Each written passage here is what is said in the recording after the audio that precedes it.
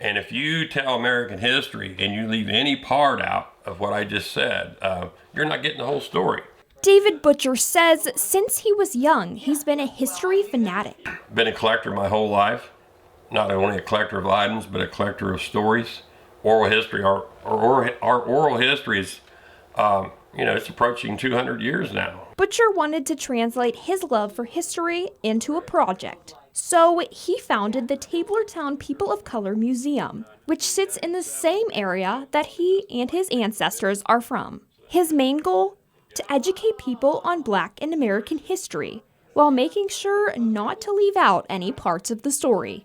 I can't tell you about my African American history without talking about my German ancestry and my Native American ancestry. Anytime I leave any part of that out, you're only getting a partial truth. Although Butcher says teaching history is important, it does not come without challenges. Being a nonprofit, small organization is very difficult. And when you're dealing with federal grants, it is even more complicated. Dr. Amanda Flowers, a member of the board of directors at the museum, says applying for grants are hard work, but well worth it. There were times that he and I were talking at 3 o'clock in the morning because he was getting up to start working on not just our grant, but other grant projects he was doing. And I was going to bed because I had worked all night. Their efforts paid off when they received a $40,000 grant from the Appalachian Regional Commission. The focus of this grant is preserving the Underground Railroad and related Black history in the local area. We hope to hire a researcher. We are working on tying this to the Underground Railroad, our history here, because let's face it, this is where everybody came from. Building for the future while also preserving the past. Reporting for Newswatch, I'm Arielle Teppert. Thank you very much. And now we're going to go ahead and talk to Arielle. And Charlie Adkins won the county commissioner seat. What can Athens County residents expect to see from him during his fourth term? Yeah, absolutely. So this is Adkins' fourth term in office. Good amount of time. He said he will really try to install sewer systems in the plains and villages of Athens County. There is a problem right now where a lot of the residents in the plains and the villages have septic tanks, and basically the waste from that's leaking into the ground.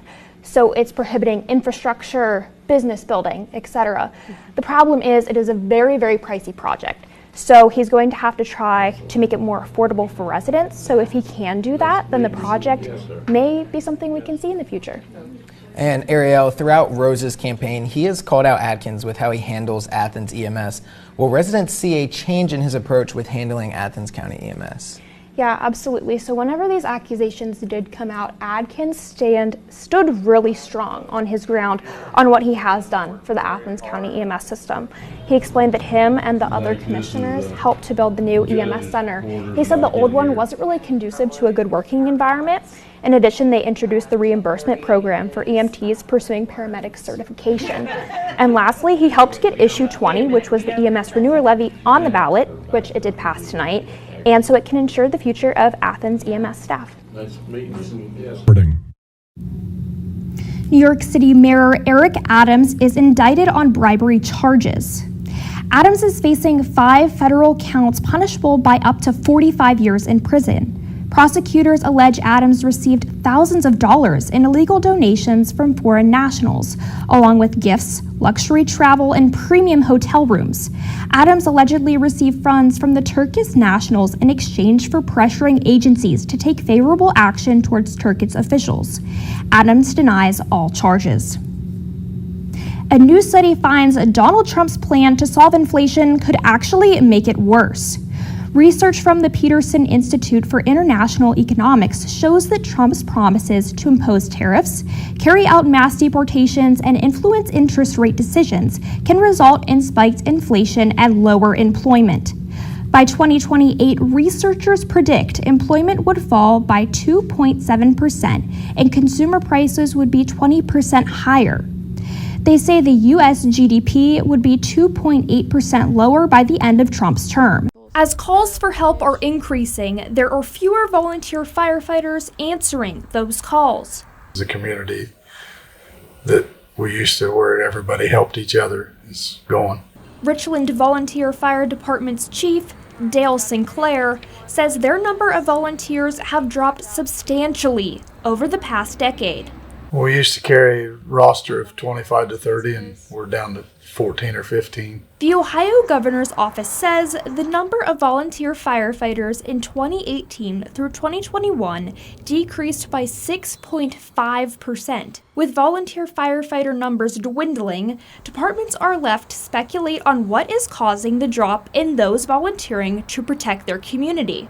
These days, a lot of people are just thinking about surviving, so they just kind of think about their own needs. Richland Volunteer Fire Department's captain, Diane Sinclair, says people's priorities are changing. Some of it is financial motivation, some of it's just a sense of self and a sense of serving others, and they don't get a whole lot from that. So, recruiters are trying new ways to stop the downward trend. Josh Lewis, Ohio's Volunteer Fire Service Coordinator, hopes Ohio's Make Me a Firefighter campaign is one way to bring people back to the firehouse. We've got ads on digital media, on cable television, directing people to Make Me a Firefighter, where they can get connected with their local fire departments. It's just a way to close that gap between the individual that maybe wants to volunteer or wants some questions answered and finding that fire department. Finding a way to keep a fire department going and hopefully also build a strong sense of community.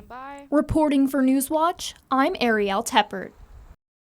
Thanks, Ashley. Current Democratic County Commissioner Charlie Adkins and his opponent, Independent John Rose, took questions from a packed audience at the Athens Community Center last night during a forum organized by the Athens County League of Women Voters. Came to improving the housing crisis in the county. Adkins says commissioners are doing their best to make housing affordable. We got a 191 unit facility for low income, moderate income folks out on 682 within the city of Athens. So, you know, I will continue working with the groups that come in to make sure the housing is actually affordable. Rose, meanwhile, says he believes stimulating the economy can boost housing. We need to introduce higher paying jobs, more lucrative ways of working here in the county, while also being able to, live and work and afford to enjoy this beautiful place that we all get to call home. Both were also asked how they would address mental health issues in the county.